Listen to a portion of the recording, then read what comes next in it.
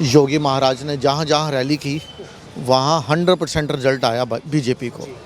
और अगर आप जम्मू कश्मीर की बात करें तो जम्मू कश्मीर में जितने ही शांतिपूर्ण तरीके से 370 तोड़ी गई, उतने ही शांतिपूर्ण तरीके से चुनाव हुए वहाँ। ये बहुत बड़ी अचीवमेंट है केंद्रीय सरकार की। राहुल गांधी जो जलेबी वो वहाँ पे बो के आए थे, उस पर कमल खिल गया। जात पे ना पात पे, इंदिरा जी की बात पे मोहर लगेगी हाथ पे। हरियाणा की जनता ने भी बता दिया कि जात पे ना पात पे, मोदी जी की बात पे मोहर लगेगी विकास पे। और जितना ज़्यादा ये राहुल गांधी जी अपने भाषण में बोलते हैं, उतने ही ज़्यादा इनके भाषणों पे चुटकुले और मीम बनते हैं। कोई इनको सीरियसली लेता नहीं है।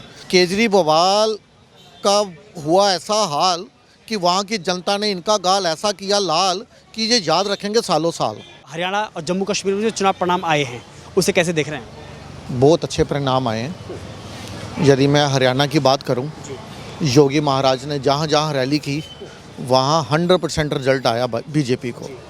और अगर आप जम्मू कश्मीर की बात करें तो जम्मू कश्मीर में जितने ही शांतिपूर्ण तरीके से 370 तोड़ी गई, उतने ही शांतिपूर्ण तरीके से चुनाव हुए वहाँ।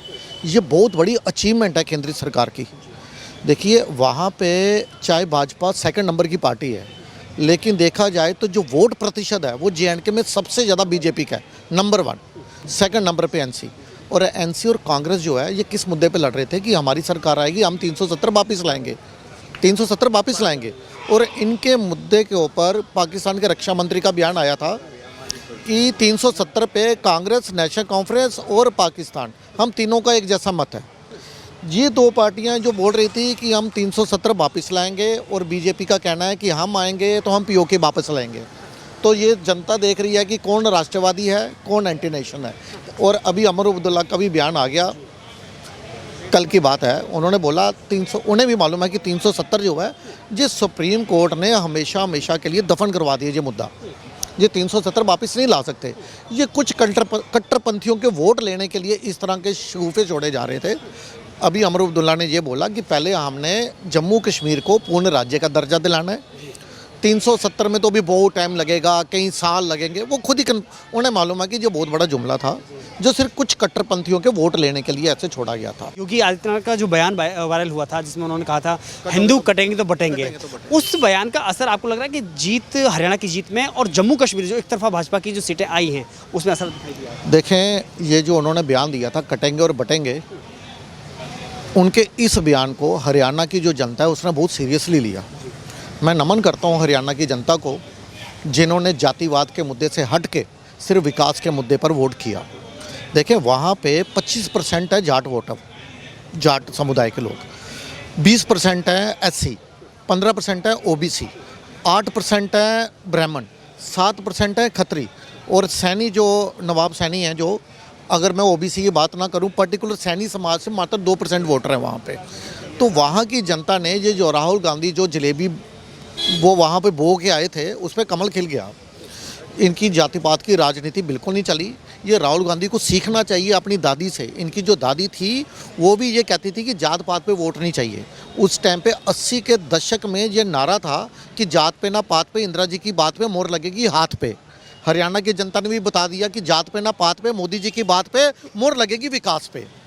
और ये जो हमारे दिल्ली के केजरीवाल, ये गए थे बीच में? हाँ, ये गए थे। ये वहाँ पे अपना फ्री का जाल नहीं बिछा पाए।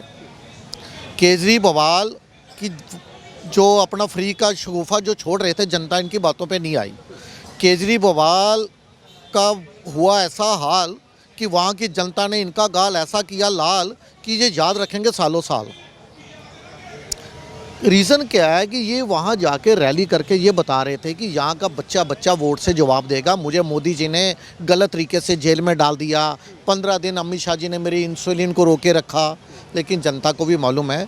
देखिए, ये कह रहे कि मैं हरियाणा का लाल हूँ, ये मेरा घर है। और यदि कोई किसी को कोई पहचानता हो तो वो होते हैं उसके घर वाले।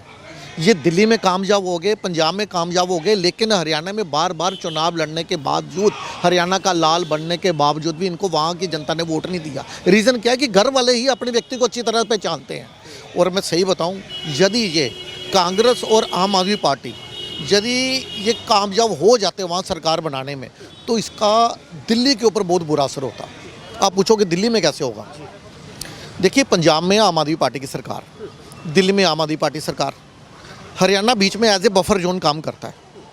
ये क्या करते हैं, वहाँ पे अराजक तत्वों को पुश करते पंजाब से, हरियाणा से गो थ्रू करते और दिल्ली में वेलकम करते, और दिल्ली वालों का दुश्मन हो देखिए, पहली बार ऐसा हुआ कि किसी मुख्यमंत्री के रहते दिल्ली में दंगे हुए। आज तक जब से भारत आज़ाद हुआ है दिल्ली में कभी दंगे नहीं हुए, कभी। आपको कोई याद हो तो बता दो आप। ब्लास्ट हुए लेकिन दंगे नहीं हुए। दंगे कभी नहीं हुए। जो 84 की अगर आप बात करो सिख दंगा, वो सिख राइट्स नहीं थे, वो सिख नरसंहार था। दंगे तो तब होते हैं जब दो अलग अलग कम्युनिटी के हों, और उस समय मुख्यमंत्री भी कोई नहीं थे। 84 में तो दिल्ली में कोई मुख्यमंत्री था ही नहीं। पहली बार ऐसा हुआ कि दिल्ली में किसी मुख्यमंत्री के रहते दंगे हुए और उन दंगों में 53 निर्दोष लोगों की जान गई। और उस दंगे के मुख्य आरोपी जो थे ताहिर हुसैन, जो आम आदमी पार्टी के ही हैं, और उनके बचाव में उस समय आम आदमी पार्टी उतर आई थी। उसके लिए दिल्ली की जनता से केजरीवाल ने माफ़ी नहीं मांगी कि इन्हीं के चहेते ने ही दिल्ली में अराजकता फैलाई थी। जिस हिसाब से कांग्रेस पर पूरा गठबंधन जो इन्होंने किया था, महागठबंधन जो किया था, उसकी सहयोगी पार्टियां जो वार कर रही हैं, किसी ने कहा कि यह एक अति आत्मविश्वास की हार है, या फिर राहुल गांधी जीत को हार में बदलने वाले हो गए हैं, जो शिवसेना ने कमेंट किया। हाल ही में यूपी में जो सपा ने अपनी प्रत्याशी घोषित किए हैं, तो आपको लग रहा है कि राहुल गांधी ने जो सपना देखा था महागठबंधन के साथ में देश की कुर्सी पर विराजमान होने का, उस सपने का क्या? देखिए, राहुल गांधी को राजनीतिक समझ जो है वो ज़ीरो है। तत्कालीन दिल्ली के मुख्यमंत्री जो थी ना, शीला दीक्षित जी, उन्होंने भी बोला था कि राजनीति के लिए राहुल गांधी अभी परिपक्व नहीं है। और जितना ज़्यादा ये राहुल गांधी जी अपने भाषण में बोलते हैं, उतने ही ज़्यादा इनके भाषणों पे चुटकुले और मीम बनते हैं। कोई इनको सीरियसली लेता नहीं है। देखिए, क्या ज़रूरत थी जलेबी वाली बात करने की इनको? जिस शख्स को यही नहीं पता कि जलेबी फैक्ट्री में है या किसी हलवाई की दुकान पर है, उसकी समझ और सोच कितनी होगी? ये एक्चुअल में ज़मीनी स्तर पर भारत की जो संस्कृति है उससे जुड़े हुए नहीं है। ये जो इटालियन ब्लड जो चल रहा है ना, देखिए जिस समय चुनाव के रिज़ल्ट आने हैं, ये कहाँ पे, ये बहन भाई दोनों जो हैं, ये जो विदेश यात्रा पे हैं, जबकि इनको अपने कार्यकर्ताओं के बीच में होना चाहिए। देखिए, जो हरियाणा में चुनाव हुआ है उसके लिए मैं साधुवाद देना चाहता हूँ RSS को। मात्र 4 महीने के अंदर 16,000 से ज़्यादा छोटी बड़ी जनसभाएं की RSS ने, उसका भी कहीं फ़ायदा मिला बीजेपी वालों को। और विकास का मुद्दा तो था ही, जात पात का कोई राज को मुद्दा नहीं। देखिए, वहाँ इलेक्शन हुआ, अग्निवीर, जवान, किसान, पहलवान, यही मुद्दे थे। जवान, किसान, पहलवान, तीनों पे बीजेपी को मोहर लगा दी जनता ने कि हम ना जात पात पे नहीं बटने वाले, सिर्फ वोट करेंगे तो विकास के मुद्दे पे करेंगे। और उन्हें मालूम है कि ये कांग्रेस डिवाइड एंड रूल की पॉलिसी पे चल रही है।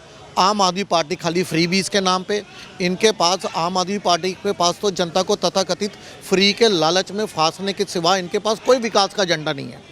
ये बोल रहे थे हम 1500 रुपये वहाँ महिलाओं को देंगे। अरे, पंजाब में इन्होंने जो वादा किया था पहले वो तो पूरा कर लो। वहाँ के अभी महिलाओं को 2-2 हज़ार रुपया मिलना शुरू नहीं किया। दिल्ली में 10 साल होने वाले हैं, ज़्यादा शौक है तो दिल्ली की महिलाओं को क्यों नहीं 1000 रुपये देते आप? ये वहाँ पे जाके हरियाणा में इस तरह के फ्री के लालच क्यों दे रहे थे? कोई जनता इनके फ्री के लालच में नहीं आई, कोई राहुल गांधी के जातिवाद के मुद्दे पे नहीं आई, सिर्फ विकास के मुद्दे पे चुनाव हुआ। और भाजपा को एंटी इनकम्पेंसी होने के बावजूद, 10 साल की एंटी इनकम्पेंसी, उसके बावजूद 2019 में इन्हें सीटें मिली थी 40, उससे बढ़कर 48 सीट पर ये आई है। ये बहुत बड़ी सफलता है। ये सारा श्रेय मैं RSS, बीजेपी के कार्यकर्ता और धन्यवाद देता हूँ हरियाणा की जनता को, जो किसी लालच में, किसी के बेतुका बयानों में नहीं आई। कांग्रेस के प्रवक्ता हैं, उन्होंने कहा कि अगर भाजपा 20 सीट भी जीत जाती है, अपना नाम बदल दूंगी। जी हाँ, जी वो उनकी बात कर रहे हो ना, अब जो गाली गलौच वाली आंटी है, क्या नाम है, सुप्रिया श्रीनेत, हाँ, उन्होंने बोला था कि यदि ये 20 सीट लेने में भी कामयाब हो जाएगी, मैं लिखित रूप में दे सकती हूँ कि इनको मात्र 20 सीटें भी नहीं आएंगी। और योगेंद्र यादव जो है वो क्या माहौल बना रहे थे? योगेंद्र यादव वहाँ पे रैली करते टाइम वो बोल रहे थे कि 3 बड़ी संभावनाएं हैं कांग्रेस की जीतने की। पहली संभावना कि हरियाणा में कांग्रेस की हवा चल रही है। दूसरी संभावना, हवा नहीं, कांग्रेस की आंधी चल रही है। और तीसरी संभावना, ना हवा ना आंधी, कांग्रेस की सुनामी चल रही है। ये शब्द थे योगेंद्र यादव जी के जब वहाँ पे। ये देखिए, ये कुछ ऐसे लोग हैं, कुछ ऐसे तथाकथित पत्रकार हैं जो कांग्रेस के पक्ष में माहौल बना रहे थे। चाहे आप बात कर लो संदीप चौधरी जी की, चाहे राजीव रंजन, चाहे अजीत अंजुम, चाहे प्रसून वाजपेयी, चाहे अभिसार शर्मा हो, चाहे वो आशुतोष हों, योगेंद्र यादव हो, ये इस तरह की एक खास लॉबी थी जो इस तरह का माहौल बना रही थी। लेकिन बीजेपी जो है वो संतुष्ट थी, उनको मालूम है कि हमने जो कार्य किया है जनता संतुष्ट है, वो जनता हमें दोबारा चुन के लाएगी और हुआ भी वही।